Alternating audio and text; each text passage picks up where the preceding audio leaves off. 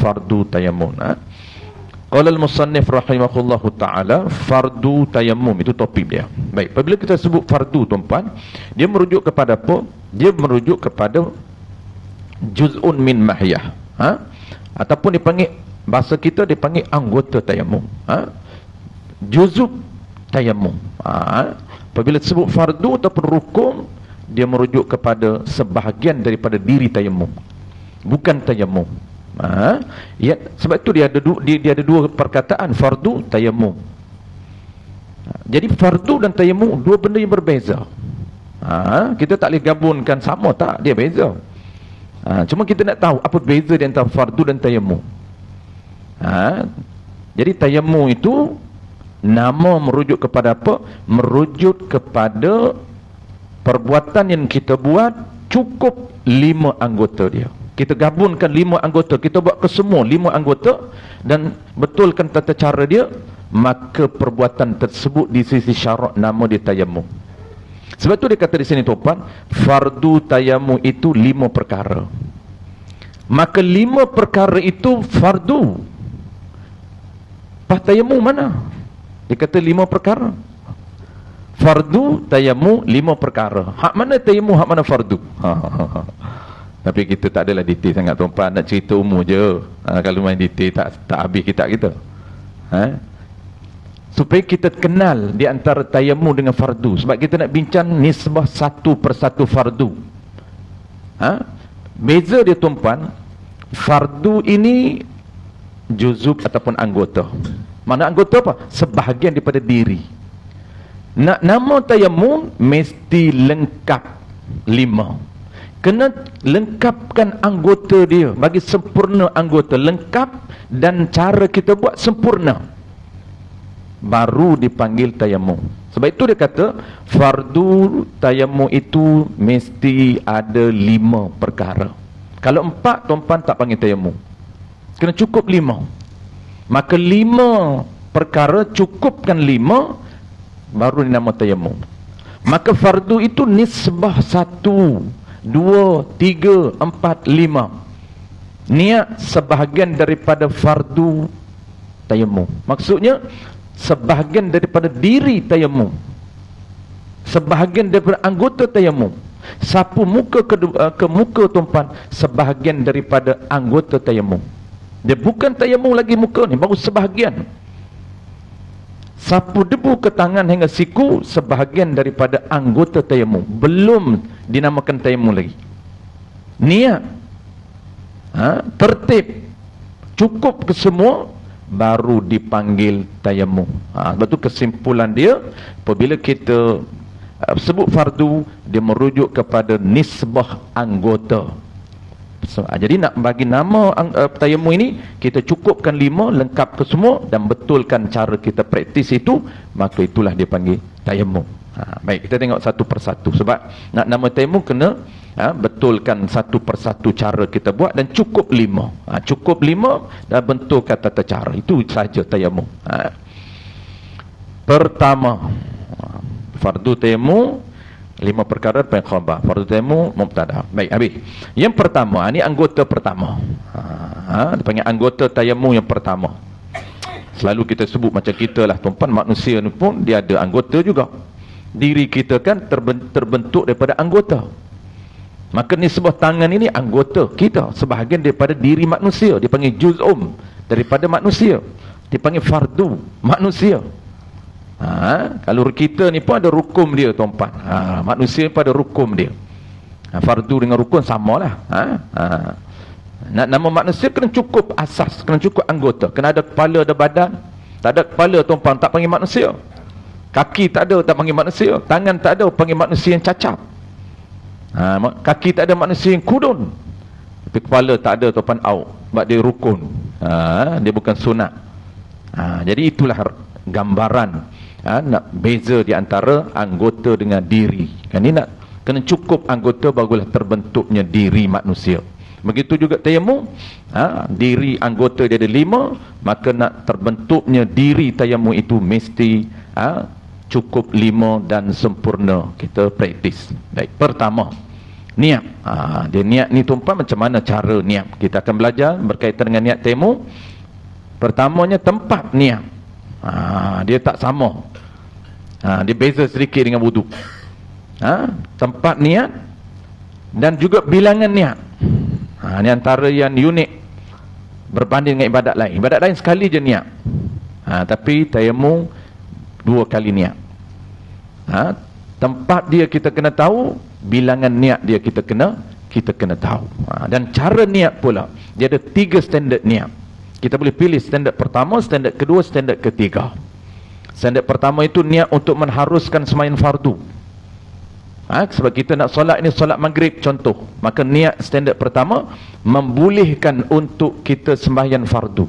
Sebab tayamum itu dipanggil li istibahah, untuk membolehkan kita sembahyang. Sebab tu kena ganti dengan debu.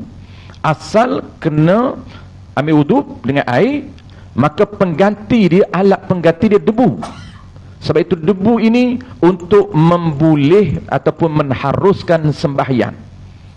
Sebab itu dia ada yang kena qada. Nanti akan bincang topik last. Ada yang tak perlu qada. Tapi biasanya majoritinya banyak kena qada. Sebab untuk memenuhi tak perlu qada ini, dia agak sukar. Isu dia. Tapi ada juga tak perlu qada pun. Kita tengok isu dia, topik last. Itu mazhab kita tuan-tuan. Dia berbeza dengan mazhab Hanafi. Dia berbezalah penilaian qada tak qada pun dia berbeza dengan mazhab Hanafi Maliki. Tapi kita fokus mazhab kita. Baik, kita tengok tuan. Pertama niat dulu. 3 standard dia akan jelas. Standard pertama, standard keduanya sembahyang menaharkan sembahyang sunat. Standard ketiga untuk membolehkan kita pegang Quran. Bukan nak wuduk kita nak ganti dengan tayamum ni, bukan nak solat wajib, bukan nak solat sunat, tapi nak pegang Quran. Maka boleh kita pilih standard yang ketiga, menaharuskan pegang Quran. Kalau sakit tak boleh kena air, dia ada cara niat lain pula. Memanglah standard pertama juga, standard kedua kita pilih, tapi dia ada pendetailan sedikit niat. Niat mengharuskan sembahyang. Jadi niat ni nak niat macam mana? Niat mengharuskan sembahyang ataupun tawaf ataupun menyentuh mishaf ataupun mushaf. Mashaf dia baca 3 baris. Ini Quran dan sebagainya. Baik, dia cerita terus standard niat. Jadi kitab kita ni tuan-puan dia ringkas, dia tak cerita tempat niat, dia akan cerita di belakang. Jadi tempat niat kita cerita dulu sebelum kita nak cerita standard tuan-puan. Tempat niat dia ada 2 tempat. Pertama, ketika kita tepuk debu. Maksud tepuk ni tak semestinya tepuk lah, kita letak debu. Dan yang kedua ni, niat yang keduanya ketika menyapu muka. Menyapu tangan tak perlu niat. Sekurang-kurang 2 niat. Dia tak boleh 1 niat, tak boleh. Melainkan kalau dia nak 1 niat macam mana? Ikut qaulian dhaif. Mula daripada niat tangan sampai tak non-stop niat sampai di muka. Panjang niat dia, full. Itu qaul dhaif. Qaul mu'tamad tak perlu daripada tangan niat sampai ke muka, kekalkan niat, tak perlu kekalkan niat. Yang penting ketika kita nak tepuk debu kali pertama ada niat, dan ketika nak sapu muka ada niat. Tepuk debu kali kedua untuk sapu tangan dengan siku tak perlu niat. Itu dipanggil sekurang-kurang niat kena ada 2. Itu qaulian mu'tamad. Pendapat lemah, pendapat dhaif mengatakan wajib kekal niat mula daripada letak debu ni, tepuk debu untuk sapu muka sampailah dia menyapu muka, ambil debu untuk sampai ke muka, mesti mengekalkan niat. Itu sukar untuk kita buat. Baik, itu qaulian dhaif dalam mazhab kita. Jadi kita ambil yang mudah dalam mazhab kita, qaulian mu'tamad. Itu sekurang-kurang ada 2 kali niat. Tempat dia 2 tempat itu. Baik, itu tempat niat dan bilangan niat. Kita tengok standard niat pula. Niat mengharuskan sembahyang, ini standard pertama. Jadi kita nak sembahyang wajib, maka kita pilih standard yang pertama, ataupun dia panggil martabat niat yang pertama. Mengharuskan sembahyang. Mengharuskan sembahyang wajib. Yang kedua, mengharuskan sembahyang sunat ataupun tawaf sunat. Yang kedua. Dan standard yang ketiganya, mengharuskan sentuh Quran. Ini sentuh mishaf. Lafaznya, ini contoh lafaz. Nawaitu tayammuma li istibahati fardis salati. Artinya, ini lafaz atau ada pun niat dalam hati kita. Sahaja aku bertayammum. Sahaja aku bertayammum kerana mengharuskan li istibahati fardis salati, mengharuskan fardu sembahyang. Dia standard yang pertama, mengharus sembahyang wajib. Kalau tak ada air pun cara niat macam ni. Kalau sakit tak boleh kena air, dia kena tambah di belakang. Contohnya muka tak boleh kena air, tu dia agak detail, kena tambah. Aku ambil wudu, mengharuskan sembahyang wajib, ganti tempat yang tak boleh kena air di muka. Kalau niat bagi isu tak boleh kena air di mana-mana anggota, niat dia kena tambah. Tak cukup sekadar aku mengharuskan sembahyang wajib, itu untuk tidak ada air. Tapi kalau luka, sakit, tempat mana tak boleh kena air, dia ada tambahan. Tapi kitab kita ni dia umum. Kalau dalam kitab besar tuan-puan, kitab Bajuri Ibnu Qasim, syarah bagi Fathul Qarib, dan juga Sulamus Sibyan, syarah bagi Hidayatus Sibyan, dia akan bagi contoh detail. Sakit di muka, aku ambil wudu, saja aku ambil wudu, saja aku tayammum, mengharuskan sembahyang wajib, ganti tempat yang tak boleh kena air di muka. Sebab ganti di muka ini kena ganti dengan kena debu. Tata cara perinci nanti kita bincang akan datang. Dia ada topik di belakang itu, bincang berkaitan dengan tata cara tayammum sakit tak boleh kena air, tapi dia tak ada balutan. Itu isu pertama. Isu yang kedua kita akan bincang last topik kita ni, tata cara tayammum sakit tak boleh kena air, ada balutan. Dia panggil sahibul jabirah, ada balutan. Macam mana cara nak buat? Itu dua isu yang kita akan bincang. Ini secara umum dulu. Baik, habis tuan-puan. Satu contoh niat. Bila dia niat demikian, apabila seseorang itu niat sedemikian, bolehlah ia sembahyang untuk satu fardu. Sebab kaedah ataupun formula dia, satu fardu, satu tayammum. Itu je. Dan beberapa sunat. Dia sunat boleh buat banyak. Tak perlu bilan sunat, hantamlah berapa puluh pun kali rajin. Sembahyang mutlak 10 rakaat, 20 rakaat. Tak perlu bilan. Sebab sunat dia boleh beberapa sunat. Dan pegang Quran pun tak apa. Sebab 3 standard tu, kalau kita ambil standard pertama, dia boleh buat standard kedua dan ketiga. Tapi kita ambil standard kedua, dia hanya boleh buat 2 dan 3. Kalau kita pilih standard 3, dia hanya boleh buat standard 3, dia tak boleh ke atas. Itu ranking dia tu, dia tak boleh ke bawah. Dia tak boleh ke atas. Tapi pertama dia boleh ke bawah, kedua dia boleh ke bawah, ketiga hanya diri dia sahaja. Ya?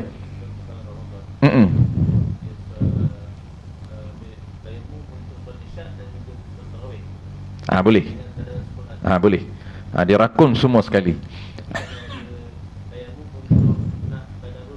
Tak boleh. Tak boleh. Tak boleh. Tak boleh nak solat sunat tarawih. Lagi-lagi lah tak boleh nak sembahyang isyak. Jadi orang sembahyang isyak tuan-puan, kalau dia isu sakit yang tak boleh kena air, dia ambil wudu plus dengan tayammum, maka dia boleh guna hanya satu fardu isyak. Kalau dia nak qada isyak tak boleh. Tapi boleh beberapa sunat. Qabli ba'diyah boleh, dan juga tarawih boleh, witir boleh. Lepas witir pula tadarus Quran, pegang Quran boleh, selagi tak batal. Kalau batal wudu, barulah dia keambil lain. Ataupun dia tak batal wudu, tapi dia nak guna untuk sembahyang wajib, dia nak guna qada isyak, tak boleh, dia kena tayamum. Walaupun wuduk tak batal, wuduk tak perlu ambil, tapi dia tayamum. Tayamum sebagai syarat walaupun tak batal.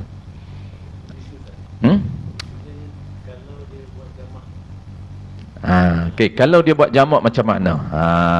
Baik. Jadi ulama bincang, jamak ini dia ada dua. Yang jamak yang kedua tak jadi isu. Jamak yang pertama. Jamak pertama dia panggil jamak takdim. Jamak takdim yang akan datang kita akan belajar tata cara jamak takdim. Jamak ni menghimpun sembahyang. Bukan himpun waktu, dah himpun sembahyang. Sembahyang Isyak masuk dalam himpun dengan sembahyang maghrib. Itu dia panggil himpun sembahyang, dia panggil jamak sembahyang. Bukan menjamakkan waktu dah.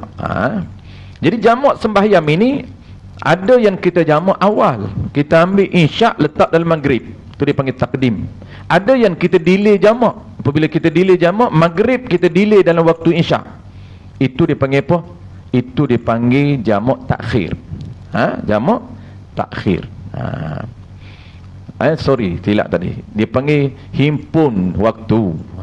Ambil waktu maghrib masuk dalam waktu Isyak. Ambil waktu Isyak masuk dalam waktu maghrib. Adapun sembahyang siasin. Sembahyang dua-dualah.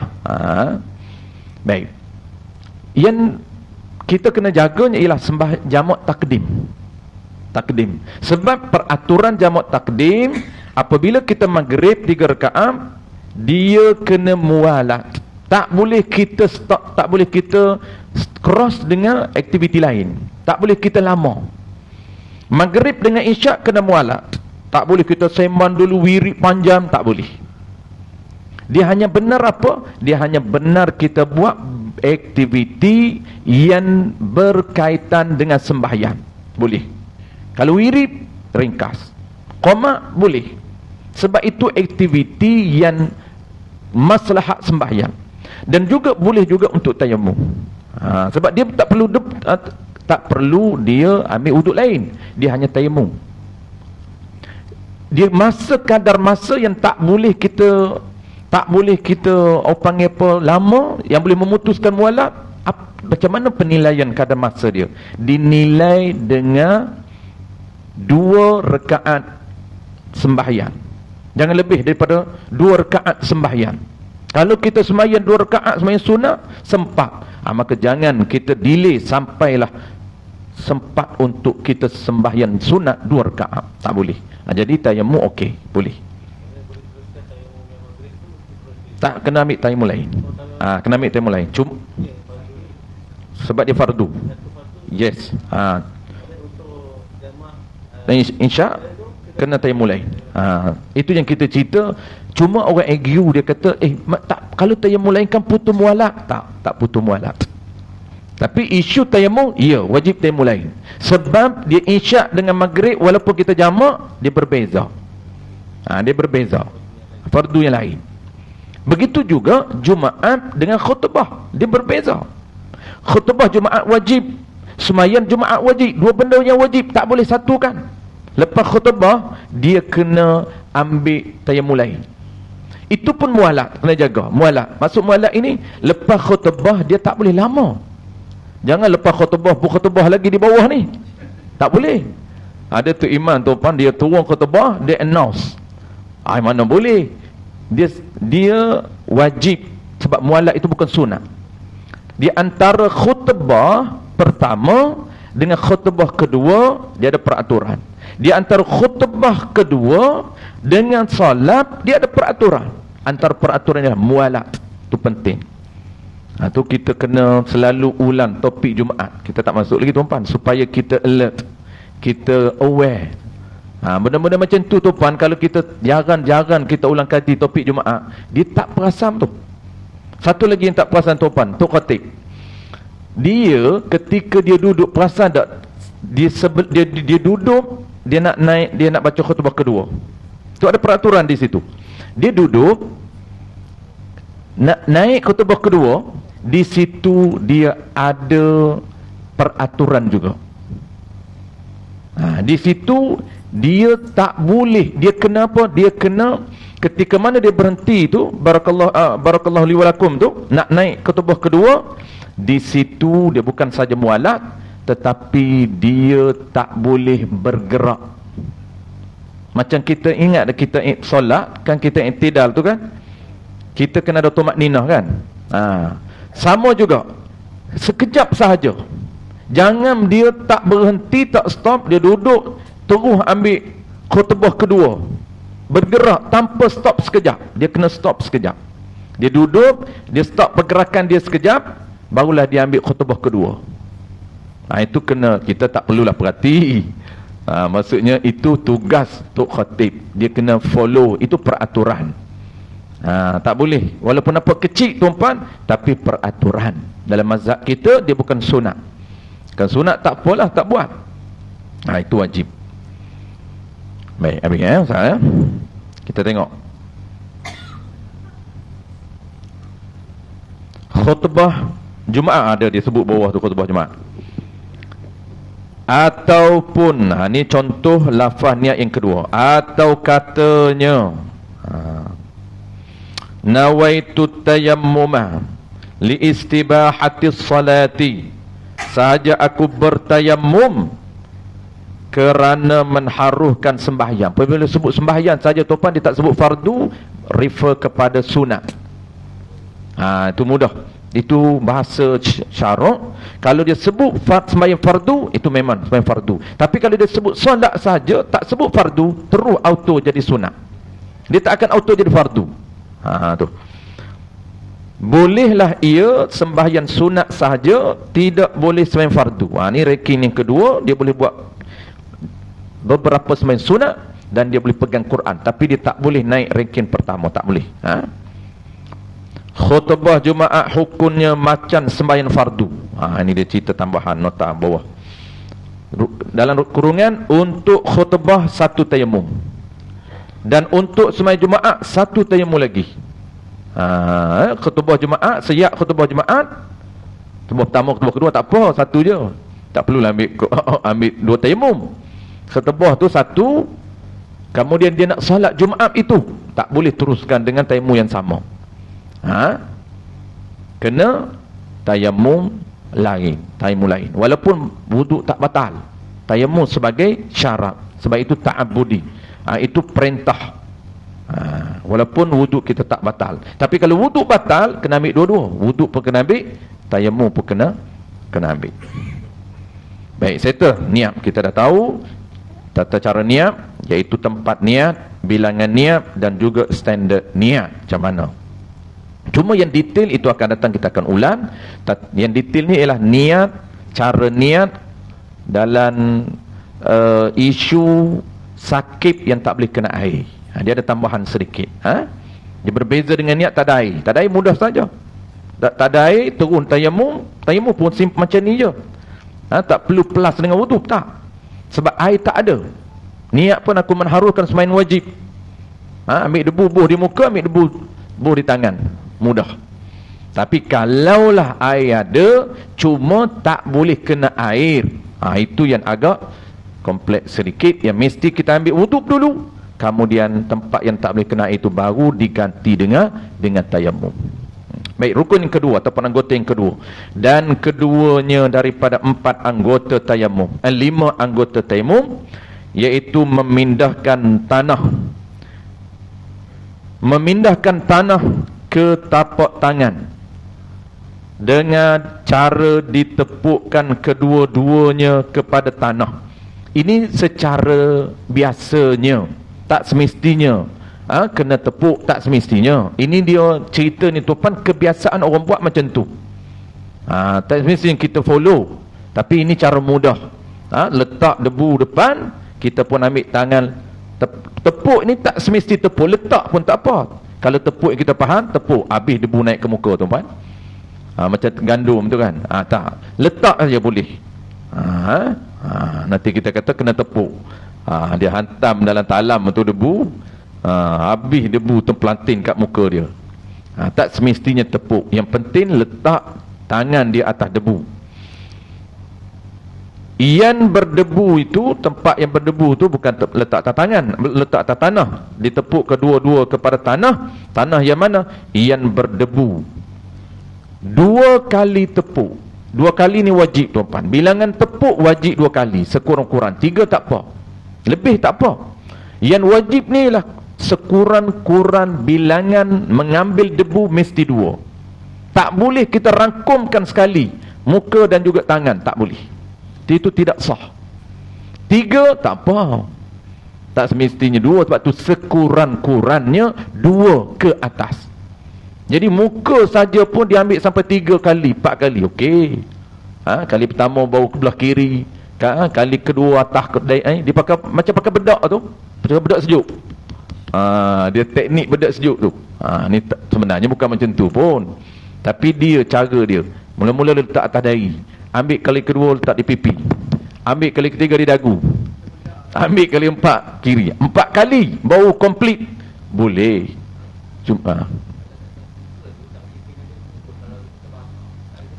okey, itu isu kedua. Isu pertama tak boleh kena air. Tak boleh kena air. Tapi ada balutan dah? Tak ada balutan. Lepas tu nak buat macam mana? Boleh tak kena debu? Boleh kena debu. Ni doktor tanya ni yang tak boleh kena debu. Ini isu pertama. Isu kedua, tak ada balutan juga. Dia tak ada balutan. Isu kedua, dia ada balutan. Okey. Jadi luka tak? Luka. Air boleh kena? Tak boleh kena. Debu pun tak boleh kena. Dia kena balut. Maka macam mana kita nak buat? Kita balut dulu. Tempat tak boleh kena debu. Air pun tak boleh, debu pun tak boleh. Maka kena balut. Balut dia, ada tak ruang boleh kena air? Ada. Contoh doktor dia balut. Balut pipi kanan ni. Sebab kalau tak balut kan, debu pun tak boleh kena, air pun tak boleh kena. Kita balut dulu. Ni dipanggil sahibul jabirah. Isu kedua. Isu kedua ini, air tak boleh kena dan pula ada balutan. Sebab apa dia balut? Ada sebab dia balut. Antaranya, air tak boleh kena, debu tak boleh kena. Lagi pula kalau dia balut, itu cepat sembuh. Itu kena tanya doktor tu. Kita main hantam je. Balut ni, balut. Pantang luka balut. Kita main mudah je, main hantam je. Doktor kata tak perlu balut ni, luka sikit je, boleh kena air. Tak boleh kena air, tapi debu boleh. Tu jangan balut, bagi kena debu atas. Itu kena tanya doktor. Tapi kita yang tak doktor ni, kita tahu, tak apalah.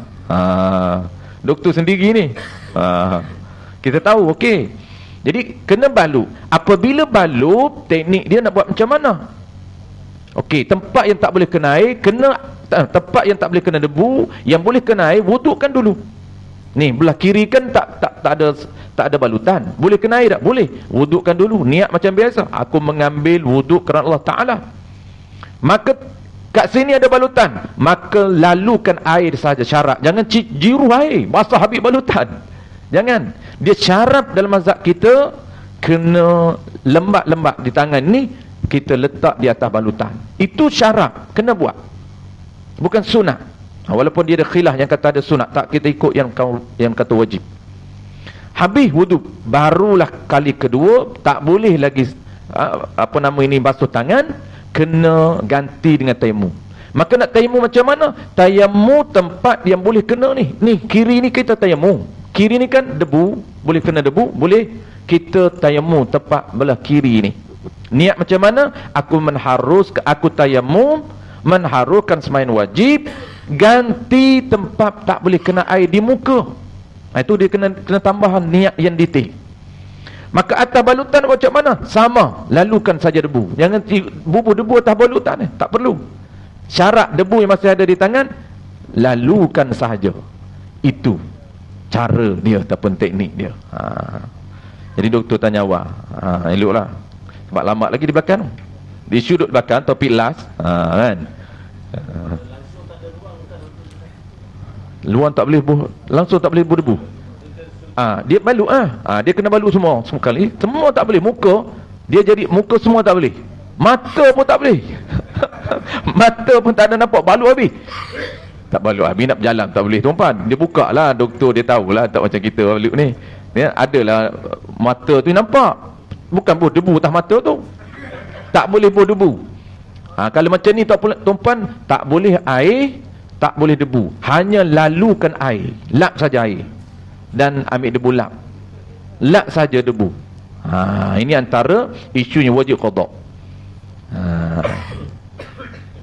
Dia jadi itu muka. Kalau kepala pun sama. Kepala ni macam pakai serban ni, macam sing tu. Semua pakai serban. Nak air sedikit pun tak boleh. Tapi kalau dia barut separuh je kepala, boleh buah air. Air ni wuduk ni hantam belakang pun boleh. Kita duduk biasa sapu depan ni. Depan ni dia balut, belakang ni tak balut. Belakang ambil wuduk di belakang. Buah di belakang ni. Jangan ambil wuduk, jangan tayamum. Tu tak boleh tayamum. Sebab boleh boleh buah air di belakang. Isu kepala mudah tuan-puan, mudah ingat. Yang boleh yang kena tayamum di kepalanya, tayamum. Yang kena tayamum isu balut seluruh kepala. Semua kepala sedikit pun tidak ada ruang untuk air, barulah tayamum. Tayamum pun sapu debu lah. Bukan sapu debu atas kepala ni, sapu debu di muka lah. Sebab kita tayamum muka dengan dua tangan je. Ni kita duk bincang anggota tayamum tak ada kepala. Anggota tayamum muka dengan debu tangan je. Jangan bubuh atas kepala. Oh, itu jam. Kacau. Memang boleh buat tuan-puan. Kalau jenis haru biru, dia pun tak perasan. Dia kata dah luka atas kepala, nak kena tayamum atas kepala. Dia ingat tayamum tempat luka. Orang kata tayamum kerana luka. Tengoklah luka kat mana. Kalau luka di muka, memanglah di muka tu sebab anggota tayamum. Memang dah kena tayamum di muka. Kalaulah di tangan, memang anggota tayamum, kena tayamum di tangan. Tapi kalau luka di kaki, tayamum di muka. Luka atas belakang, tayamum di muka. Luka atas kepala, tayamum di muka. Jangan buat silap faham lah. Tayamum ni dia nak mandi wajib. Mandi wajib kan seluruh. Luka tak boleh kena air atas belakang ni. Tu kacau tuan-puan. Atas belakang tak boleh kena air. Pergi jumpa doktor balut atas belakang. Yang lain semua boleh kena air. Maka mandi wajib dulu tempat yang boleh kena air. Ni atas belakang ni tak boleh kena air, nak macam mana? Tayamum lah. Ambil debu buh atas belakang. Ambil debu buh di muka. Ambil debu buh tangan dengan siku. Tu mandi wajib. Teruk lagi tuan-puan, dia berguling atas debu. mandi dengan debu. Itu lagi teruk itu. Itu jauh sangat tu. Macam-macam boleh buat tuan-puan. Hara dunia apabila tak belajar, tak ada sistem. Itu orang panggil sistem kacau. Sistem cantik dah, dia yang kacau, tak follow. Habis. Okey, yang kedua, pindah debu. 2 kali pindah ataupun 2 kali tepuk wajib. Lebih okey. Yang isu tuan, dia luruh bendul. Apabila kita kata sekurang-kurang 2, dia kata 3 tak boleh. Istilah dia kena faham bahasa dia. Sekurang-kurang 2. Bila 2 tak boleh. Dah kata sekurang-kurang. Minimum tak 2 ke atas. 3 boleh lah. Takkan nak sebut 3, 4 jenuh kitab panjang tuan-tuan kena tulis. Jadi kehebatan para ulama ni tuan-tuan, bahasa dia ringkas. Jadi kita tak faham ni payah. Dia kata aku mengaji 2, mana boleh 3. Ni tak buat macam debu bedak sejuk tadi kan. Tanpa belah kiri, tanpa belah kanan, tanpa belah atas, tanpa bawah. Hidung. Macam facial tu. Tak boleh buat macam tu. Kenapa? Cuma tengok dalam kitab 2 kali. Orang kata sekurang-kurang 2. Tu kena faham tuan-tuan. Banyak tak apa, tapi sekali tak boleh. Itu memang tak boleh. Dia panggil tidak sah sekali. Tepuk sekali muka. Masih ada ni. Dia katakan jimat ini teknik jimat. Teknik jimat tak terpakai je kata dia. Itu tidak sah. Jadi 2 tu sekali untuk muka dan sekali untuk tangan. Maksudnya ada perbuatan memindah. Pindah tu maksud apa? Maksudnya ada perbuatan memindahkan debu, pukul tu maksud memindahkan pukul yang letak ataupun tepuk. Tidak mesti. Tak semestinya tepuk. Buatlah macam mana pun, asalkan debu itu dia boleh terpindah ke muka kita. Dari itu, oleh sebab itu, sekiranya ditahankan tapak tangan. Ini isu dia. Dia kata sekiranya dia tahan tapak tangan kepada angin yang bertiup membawa debu. Ini kita pernah sebut bulan lepas. Ni dia hebat ni. Dia boleh arah angin. Arah angin, dia kata, hai angin, kalau Pi Ramli boleh arah tika zam-zam Allah kazam, kita arah angin. Bukan arah angin suruh bawa kita, tak. Arah angin suruh ambil debu, hantarkan ke mukaku. Oh, hebat dia. Tok Wali ni boleh lawan Pi Ramli. Pi Ramli tu dia Tok Wali, tuan-tuan. Sebab tu dia boleh terbang.